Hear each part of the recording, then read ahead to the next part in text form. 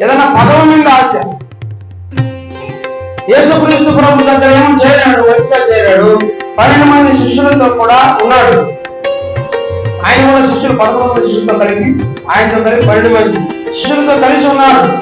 కానీ ఏం జరిగింది అని అంటే, ఎంతసేపటికి యేసుక్రీస్తు ప్రభు అది న్యాయం, అది న్యాయం, అది మంచి, ఇది మంచి అంటున్నాయి. కానీ ఒక్కరు ఆయన కూడా నాకేమన్నా ఆదాయం ఉందా అనుకుంటే ఏదో రెసిడెంట్కి ఏం ఆదాయము లేదు.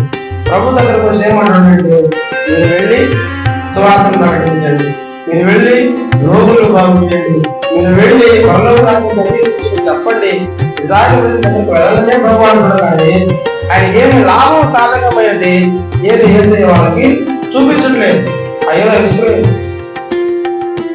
ఏమైంది అంటే, ఇంకా లాభం లేదని యేసయ్యని 30 వెండి నాణ్యాలకి అమ్మేసి, లాభం 30 వెండి నాణ్యాలు లాభం కోసం చూసినట్టు చివరికి ఏం చేశారంటే, ఆయన ఉరులు వేసుకుని చనిపోయాడు. ఏదో వేసుకుని ఉరులు వేసుకుని చనిపోయాడు.